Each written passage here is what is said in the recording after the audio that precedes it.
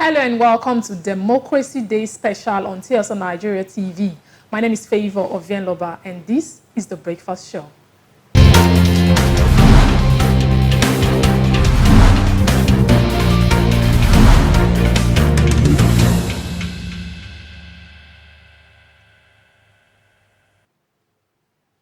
Welcome back. Now, the 12th of June is a day that stands out in Nigeria to commemorate democratic governance practiced in our country. It is a day to celebrate freedom and victory of the people, for the people, and by the people. Today on The Breakfast Show, our conversation is going to be surrounding, the events of the Democracy Day on the 12th of June. And of course, I am joined by my amazing co-hosts, Faith and Favor, the fabulous ladies. Good morning. Good morning to you. Now, I want to first of all find out, how was your weekend? My weekend was good though. Okay, I know your weekends are always very good, but I don't know where it started from. I don't know the origin, but plenty of people were advised to stay back home, especially on Saturday, because that was Democracy Day, and because of the protest, people were advised to stay home. So how did you spend your Saturday? Well, personally, I would say I'm someone who has lived in Nigeria for in short, all my life, I've been in Nigeria. Yeah. So when you hear people start saying stuff like stay at home, for some reason, for security reasons, I think I'll just have to adhere. But I will not say I did not step out on Saturday, because I'm sure the people I went to do business with are watching this video right now. So I actually, waited, to find out from different people what's the area like, what's the environment like, is it safe to go out? And then I stepped out. Now, the reason why a lot of people were asked to stay home is because of the planned June 12th protests, against bad governance and all of that. And there was this mantra, Buhari must go. And the security agents were like, stay at home, there's no need to come out for your own good and your own safety, while other concerned citizens were like, stay at home for your own good and your own safety. So at the end of the day, everybody cannot be the same. It's not everybody that will go out to protest. It's not everybody that will stay at home. So the number of people who went out to protest did. I saw in Lagos and Port Harcourt and Abuja, but I didn't see any protest in Benin or didn't hear of any. It's actually held in Benin because I went out on Saturday. Yeah, I heard it held at Ring Road. I went out on Saturday. I stayed about past 11 a.m. I wanted to go for the protest too because we're all clamoring for good governance. Okay, so you went out? Yes, I went out for the protest specifically. Wow. But when I got there, I stayed about past 11. There was nothing happening. Everybody was going about their daily business. And I didn't feel okay. I felt bad that no one is trying to push, way forward. I said, okay, what do? I went back home. I think after I got home, after some minutes, I heard that some person still later came out for the protest. Yeah. Okay, now, obviously, we are aware that a lot of events have, taken place in the past few weeks. I think it's there with the indefinite ban of Twitter in Nigeria. Yeah. And then, of course, the president's very controversial interviews, because they are very controversial to me, but we're going to go into details, on Arise Television and NTA. And then moving on, we also saw the president's full speech on Democracy Day. Now, plenty of people, suspected that those moves were actually ways, strategic ways that the government were trying to, thwart the planned protest on Democracy Day. Now, do you agree with those people? Because for me, I feel to a very large extent, the government, they were definitely making attempts to, change or, discourage Nigerians from coming to speak up. And of course, they said it was a peaceful protest. So I don't know why they were always trying to, get us to stay back at home, get us to shut up our mouths. And, even though those things happened, people were still not discouraged, because we saw a lot of determined Nigerians coming out in their numbers. And that was like a moment where I became very proud to be a Nigerian, because people came out in their numbers to protest, and that did not stop them. So for you, do you think those moves were, strategic moves of the government to stop the protest? I think it was, and who knows what's to come next. Yeah. But then if we're talking about if Democracy Day is worth celebrating, let me begin from there. Now, I would say from the onset, it was really worth celebrating, because it was the time they had to, power was handed over from dictatorship, governance to the people. Now, then you will say it was worth celebrating because it was for the new era. But now, after some time, people began to look forward to, okay, what's next? Now that we have the power in our hands, what next? Unemployment rate is getting high. What do we do next? And the government is not doing anything. So, this protest that happened, I did not really see any impact. Okay. There was no impact. People just came out and spoke their mind, the way it has always been. And things are still going the way it has always been. I don't think I would agree with you when you say there was no impact, because even though we chose to be peaceful about it, where people were attacked by, some security personnel, we saw them, releasing tear gas to people, their eyes were red and everything. And I think the first step to change is actually speaking up. Because if you agree to, be silenced, that's where your change ends. When you say, speaking up, what do you do when you speak up in an era or in a government when the government do not want to listen to you? So were you, when they find I want you to come into this conversation, because were you expecting people to come out with weapons, and then at that point the government would now say we're being violent. But we just wanted to speak up against banditry, insecurity, and so many things going on. Your first question, where you asked if the ban on Twitter was planned, the strategy, it was a strategy to to thwart the June 12th protest. I would say this current administration has always had a problem with social media in general, because it's not even about coming out to protest, because they know that if we come out to protest, they can send security officials, to disperse people, to use tear gas, use force, use water, to send people home and disperse the crowd. Yeah. But they know that if we are speaking up on social media, especially using the platform Twitter, it's not just going to be, a Nigeria thing. It's going to be beyond Nigeria, because a lot of other people in diaspora will know exactly what is going on. So it's the Twitter ban is a long conceived plan. It's not just about June 12th protest. It's not even just about NSAS. It's about making Nigerians unheard. They don't want our voices to be heard. Now, it will be okay if the Nigerian government sees that all of the protests we are doing, or Twitter is a Nigeria community where people in diaspora don't even know what is happening. It's just within us. They'll be like, no matter how loud you scream, imagine you're inside a well and the well is closed. And you're not just you, maybe you and a group of people are inside the well and the well is closed, and you keep screaming.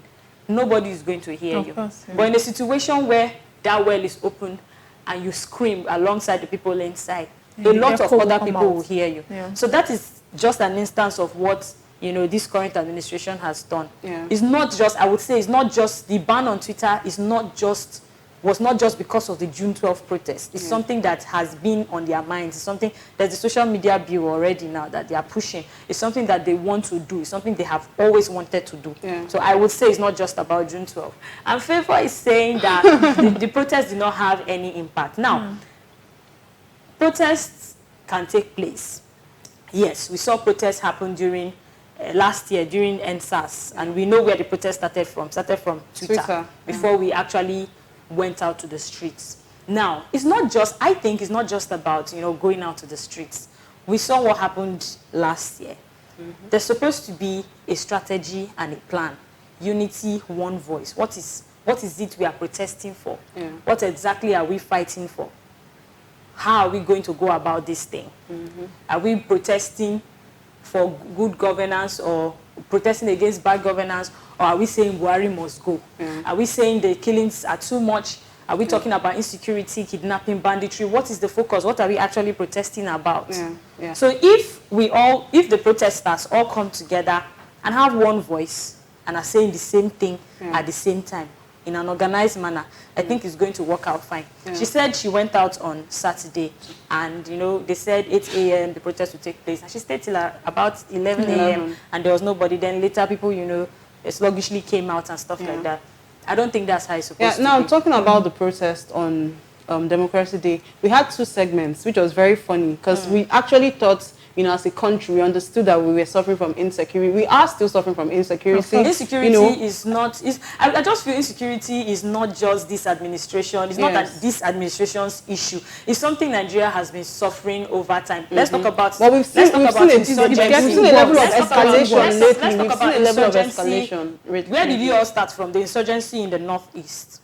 Now, there was a time the former president of Nigeria, Goodluck Ebele Jonathan, said, Boko Haram is a curse that we have to live with. And I remember then, that was 2014, 2015, a lot of Nigerians came out to say, how would you say such a thing?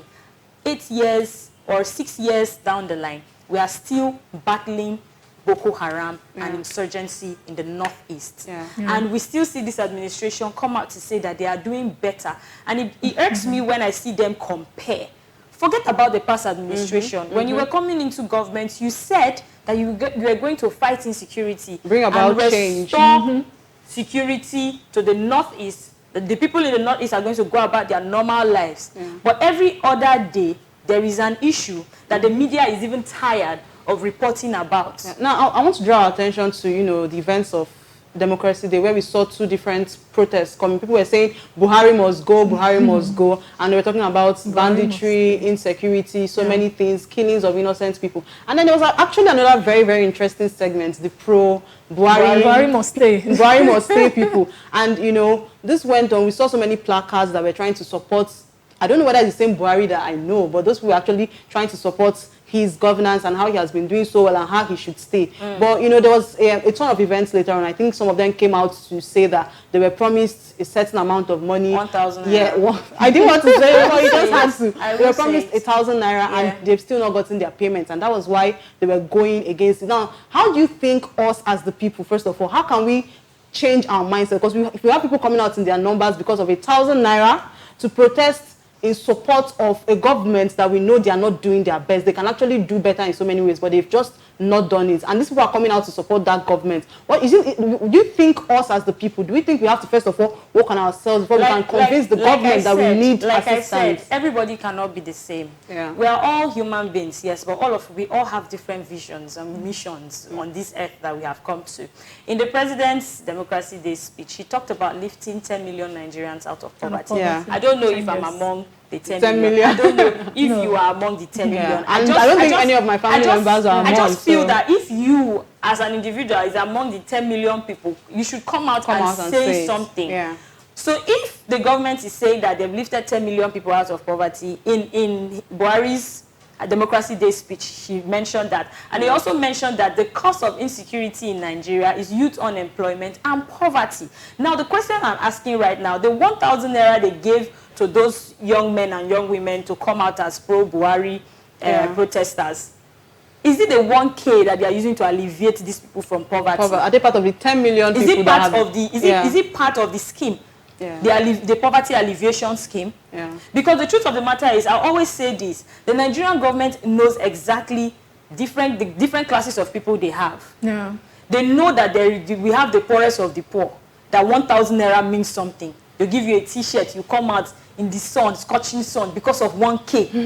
even the banners they were holding cost more than 1,000. That's why they want those people to stay in that level, to stay in that position, so that every other time they come for a campaign and they share, maybe they top it to 2,000 naira, you will value it and say, after all, now the one way they my hand, now be my own. I have 2,000 naira, they've bought my vote, I'm going to vote for this person. So that's why they constantly make it look like we should not leave that level. The president also mentioned that Nigeria's agricultural sector is booming. I don't understand when he says Nigeria's agricultural sector is booming. Have we gotten to a level where we have begun exporting our products? Or he wants us to farm for subsistence farming? Because that is exactly what I think. He wants you and I to go to the farm, plant yams, plant corn, and feed our family. Now, if you don't talk about the agricultural aspect now, okay, you want us to farm. And at the same time, we have Fulani headsmen that are coming to destroy these crops that you want us to farm. Yeah. So how do we do this? How do we even cope? See, it's like this government, they just want to deal with the young people because they're always coming up with ban this, ban that. Yeah, in the young people they were trying to work with cryptocurrency. It was banned. Now Twitter, where people earn their living, it was banned. Yeah. Now they've heard that young people are trying, having plan B, trying to leave the country because their voices are not being heard. Now they are setting up a committee to make sure that young people do not leave the country. They made it very clear that we should leave our air-conditioned offices, houses and cars. It's very annoying. Now, when I was listening to the president's full speech, trust me, what I felt was that this president actually thinks that he's in a competition against the citizens. Yes. Not just the citizens, so. Especially the youth. The youth. Especially the youth, because we heard the president say that, in his interview, he said the young people tried to take him out of office with the EndSARS protest. Was that the message we're trying to pass with the EndSARS protest? But that was what our president understood. Even, in the speech, he talked about young people and how we should go back to the farms. I don't think I'm not passionate about farming. Everybody's not passionate. Exactly. Why don't you invest in other sectors that benefits everybody generally? Why is it just farming? It was like a campaign speech to me that, that speech on Democracy Day, because he was talking about how he has boosted, the reduced importation of rice from over 2.23 billion to less than 1 billion naira, and other things, the agricultural sectors, which I'm not even seeing. Talked about, national poverty reduction and growth strategies. Are these things being put in place in the country? Who is seeing it? Are they just mere words? Are they just mere words? Because I'm not seeing anything. So if there are people that are seeing it, like Faith said, please come out and show us. Let us be convinced that these governments are working. The protest was to say, if you do not want to do what we want as a country, then leave. That is the essence of democracy. That is the essence of democracy. It's not supposed to be a do or die affair. I think it gets to a point where even as individuals, if you see that you are incapacitated, you're not performing right in a particular, position that you were handed over or maybe elected for, just leave quietly. And the same thing applies to me. The same thing applies in the private sector. If you're given a position and you feel it's overwhelming, it's too much for you, there's no shame. For your own sanity. There is no shame for your own sanity and for progress. Yeah. Just leave. Yeah, some of the videos we even saw of the protest, I saw some people that were unarmed, civilians that were unarmed, and you actually saw, security personnel arresting them, you saw them throwing tear gas. Have we lost the essence of a peaceful protest? I know the only time we should attack people are when the protesters are violent, when they have weapons to attack people. But these people were unarmed. The first interview he had with our sister station, when he talked about, he resounded it that he's going to treat criminal elements in the language that they understand. Now, I just wish the same energy is kept in the Northeast. This is not me taking any sides, because we've seen a lot of repentant Boko Haram insurgents, come out to drop their guns to say they are no longer a part of this thing. Now, what are they doing with these people? They sew nice clothes for them, they rehabilitate them, they use our money to, to set them up. Now, if you find someone who was a member of a gang, and this is a gang you're trying to pin down, and you find someone who has been in that gang before, bring the person to your side. What's the first thing you're going to do? Are you not going to take information from these people and see how you're going to clap down the gang? The unrepentant Rather, you're saying that the people in the southeast are spread across different areas in Nigeria. They have built houses in Africa, and they have set up businesses, meaning that it is the Easterners that are going to get affected. I'm not saying crime is good. I'm not saying they should pet criminals. All I'm saying is keep the same energy. The same energy you're keeping for the criminals in the Southeast is the same energy you should keep for the criminals in the Northeast. And that's as simple as it gets. There is no need for us to say, because we have a president that has a certain mentality, a low mentality, I would say, that has refused to grow with the times. Times are changing. Everything is getting digitalized, but you just, sit down there and want to set us back. Every single time we try to take 10 steps forward, you're taking us 30 steps backward. It doesn't even make any sense. Now, I want to talk about the protest. Now, the Democracy Day is not celebrated, okay? It's just, we just note that, it's there, it's not celebrated. It's marked. Now, since the protest is always hijacked and people are already losing interest in speaking out, are we saying we should continue with the protest? Are there other ways that we can actually air our views and let the government actually listen to us? We should understand that it's not everybody that is after the same thing. Because, with those Buhari people that came to protest because of 1,000 naira, they were protesting in favor of the governments that we know that they've not done their best. I think if we're able to understand that not everybody actually wants the same thing. If those people understand that they want, the 1,000 naira is enough for them, it's going to be enough to feed their families, start up their business, continue and, sustain their businesses, they should hold on to the 1,000 naira. So if we want to protest, let us try as much as possible to look for those that are learned enough to know that we can actually do better. 1,000 naira is nothing for us. I think that's just it for me. Protests might not work, but let's also keep the same energy on social media. If we have any means to sensitize people, let's keep them, informed that we need better. We deserve better as a nation. If the government is going to continue hijacking our protests, that should not discourage us, okay? Yes. I was really, really moved when I heard you say you went out this morning. I'm sorry, on Saturday for the protest. And I actually wish I did, because if I did, I would, have a louder voice to actually express the pain I'm feeling right now. So thank you. Kudos to you for actually going out. Yes, Nigerians were fighters. We will not succumb to dictatorship. Yes. We will continue to fight until we can actually say we're celebrating Democracy Day for real. A lot of Nigerians are actually tired. They are done, protesting. They are done going out. They are done using social media, because the platform they used to use, Twitter, is temporarily banned right now in the country. But I would say, looking at the bigger picture, 2023 is coming. If you are not satisfied with all of these oldies staying in power and ruling us in the ways that we do not understand, please, please, and please, let us ensure that we do not make the mistake. I will not say I do not, because I was never in support. Let's ensure we do not make the mistake we made in 2015 and repeated that mistake again in 2019. Now, I saw a video of some people complaining that young people's parties that go to register, they deregister them in Lagos State. I do not know how true that is, but that's very sad to hear. So 2023 is coming. Let's keep this energy for 2023. It's not just about going out to protest or rant on social media, because these people are seeing these things, and trust me, they're giving us yimu. They're like, what are these ones even saying? So let's keep this energy up in 2023, and let's ensure that anybody who is not doing the right thing, everything you promised on your manifesto, if you're not doing it, let's take the person out, because we need to move forward as Nigerians. It's as much as we can take on the show today. Thank you so much for watching. Thank you so much for sticking with us. Remember to subscribe to our YouTube channel at TSL Nigeria TV.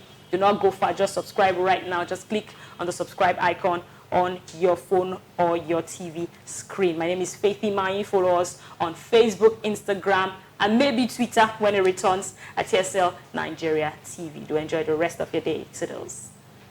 Stay connected to TSL Nigeria and get updates on the go all day, every day. Subscribe to our YouTube channel on TSL Nigeria Space TV and join our online family.